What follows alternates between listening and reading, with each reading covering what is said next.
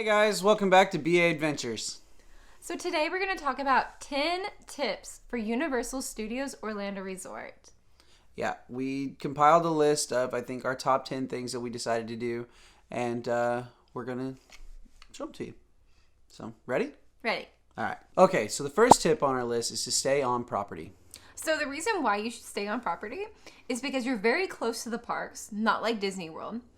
And you get free transportation, which is pretty quick, honestly. Really is. And another one is that if you stay at the higher price deluxe hotels, you get a free pass for each person that's in your party staying at the hotel. A free pass for express passes, which is a huge deal, actually. Yeah. We did not do that, which at our time that we went, it was low capacity. And it was really nice to be able to use those passes if we had them at the time during the weekend when it was very much busier. Mm-hmm.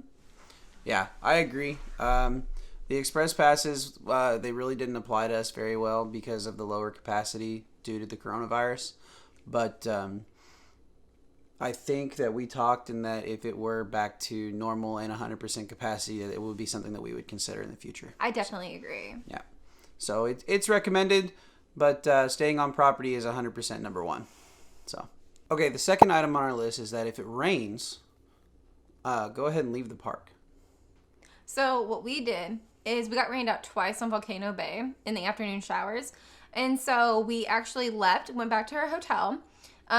We took showers, we refreshed ourselves. I took a nap while he was showering. And what you can do is go back to the parks if it's sunny again. Your rain showers last 30 minutes to an hour. And it gets really dark and really dreary. And then the sun comes right back out. So when we were back at the parks, it was honestly probably my favorite time because hardly anybody's there. Hardly nobody shows back up. And you just walk on to rides. Yeah. I mean, even rides that were usually like a 30-minute wait, we walked right on. So Yeah. that was really nice. Okay, the third tip on our list is to get the park-to-park passes. Now, I would probably only do this if you're a big Harry Potter fan because this is the only way that you can ride the Hogwarts Express, which is an awesome ride and way to just go park to park. But honestly, the parks are smaller. So, I mean, if you think that you've conquered Universal Studios side, go over to the Islands Adventure. Yeah, absolutely. I really like the Hogwarts Express back and forth. We rode it both ways, so if you are a Harry Potter fan, ride it both ways. There are different scenes on the ride. So, yes. Yep. Fourth on our list is to get a lanyard. These things are phenomenal. They hold your park ticket and your hotel room key. You can also put your express pass in there if you have that too. Yes. Yep. You can also do that. So we actually got these ones on Amazon because they were cheaper than the ones in the parks, like by a few dollars. Yeah. And I mean, it's just a lanyard, a piece of plastic. Mine's Hufflepuff because I'm a Hufflepuff, obviously. And Brady just chose to get the Hogwarts one. Yeah, because I could be either Gryffindor or Slytherin because I'm cool like that. So the fifth tip on the list is that if this trip for yours is special, important, or anything like that, go to guest services and get a pin. So we actually got our honeymoon pin because that's what we were celebrating, obviously. And we got special benefits with it, which we were highly surprised. We were at the Hulk at the metal detectors, and the man that was doing the metal detector for us actually saw the pin, said, "Hey, go up front," and he took us all the way through the express passes and took us up front, and we got right onto the ride. Yeah, that was pretty neat. And then this was our favorite part. We were in the queue for Hagrid's, and we were talking to one of the team members there, and he asked us what we were celebrating because the words will rub off sometimes. So take a Sharpie and fill it back in. But anyway, he asked us what we were celebrating. We said honeymoon. He goes, "Oh, no kidding. After you get off your ride, come back and find me." So we got off the ride. We went to Child Swap. Yeah, we went to the Child Swap. We got off the ride, and they sent it to us, and then we got front row on Hagrid's. That was like the best ride ever. And the lady at Child Swap was looking for us. They were like, Ashley Brady. Yep. And so we were like, yes. And she actually looked at her pin to make sure it was us. Yeah. And we went right back. We rode front seat. Yes. At Hagrid's. So bonus tip, ride Hagrid's. Yeah, absolutely. The 6th item in our tips is to download the app. The app helps you order food, and it can also tell you wait times on rides. You can also do the park hours. So if something changes, it's going to be updated immediately. It also helps you with virtual lines as well for rides. Yes. So, and your tickets are also on there as well. So if you lose your tickets or something happens to them, you can get on there and go to guest relations or services, and they'll help you out with that. Yes. Tip number 7 is the wand experience. Do not miss out on this, especially for a Harry Potter fan. The wands are so neat in itself, and we'll have another video about that actually. But the interactive wands, which are a little higher, are actually really neat to do even for adults. A big deal to me was just running around and trying them out and making things move, rain come down, turn lights on, turn lights off. Threw water at you at one point. Yes. And then dance like a troll. So it's actually really neat, even for adults to play with. The difference between the interactive wands and the regular wands is, for example, these 2 wands right here, if you look at the tips of them, one of them has a sensor, and that's the interactive wand. So like the tips look completely different at the end. So that's how you can tell on which wand is interactive and which one isn't. Number 8 is don't miss out on the sideshows. Absolutely. So first off, there's Blues Brothers, who I got into Blues Brothers because of my best friend Andy. He told me all about this. It's his favorite movie and everything, so he really got me into that. And if you check back on one of our last videos of this whole series, it's got a clip of the show in there.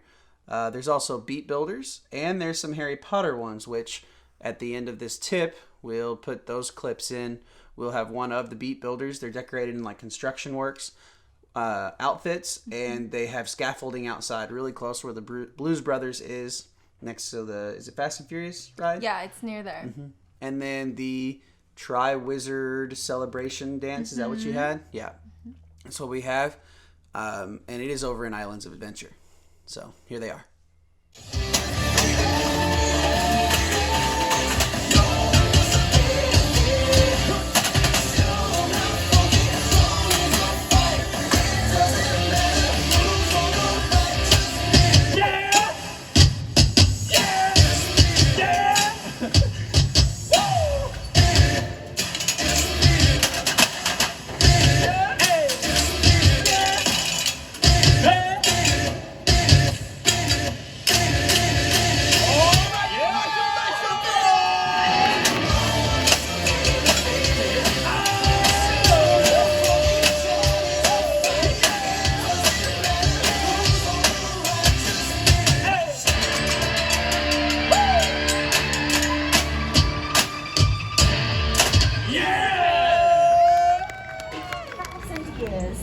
So, to celebrate, we would now like to perform for you the Hogwarts March.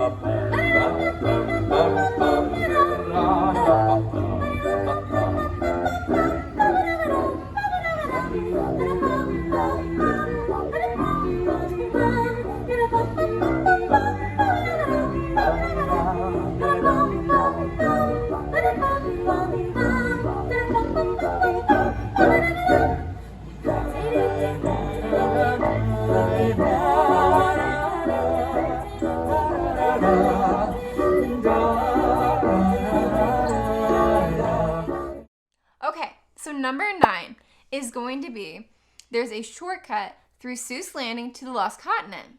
Yes. So if you're trying to get to Hagrid's, and Hogsmeade early when the park opens for Islands of Adventure. That is, when you go in, you cut through the not through the Lost Continent, but through the entrance of Islands of Adventure, and then you make a right towards Seuss Landing. Before actually entering Seuss Landing, you make a left at Green Eggs and Ham, and go back behind it, and then there are bathrooms over there that you'll go by that are Dr. Seuss themed, and then it'll take you into the Lost Continent and right up through there. It is the fastest way to get all the way to the backside over there for Hagrid's. And it cuts down that walking. Absolutely. And Hagrid's fills up very fast, so if you want to get a shot at least riding it one time, if it's your first day there, I don't recommend it. I recommend, like, if you've got multiple days there at the park, go do other things first, and then try and hit it the second or third day while you're there and go try and ride it. It is absolutely worth it. So, okay, it is our 10th and final tip, and it is a very simple one. Have fun. Plain and simple. I mean, just go, have fun, enjoy your time there, and don't plan anything out every second of the trip. It's not Disney, it's Universal, and they do a great job of you not having to plan every single thing. Have your top must-dos, and then go with that. Yes, absolutely. We compiled a list even before we went and said this is what we need to go and do. This is what we absolutely have to do. And we still missed some of those, but that's okay because we realized that, oh my gosh, we can't plan everything out. And when we made the list, the parks were at full capacity. They were at their full normal park hours and not this shortened park hours, shortened time where they're only open for, 8 or 9 hours? Yeah, they weren't open as long. No. So there were a lot of things we missed out on. For example, the Hogwarts light display and show. So we're looking forward to that the next time we go. What else was it that we missed out on? There was a water show. I believe it's called Cinematic Celebration, which I thought would be really neat to see, and we did unfortunately miss that out. Yeah. And we didn't get to experience the parks at night.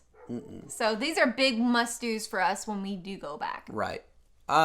Another thing to remember is City Walk is there, and there are things to do in City Walk. There is mini golf. We played some mini golf, and we saw a couple movies at the movie theater.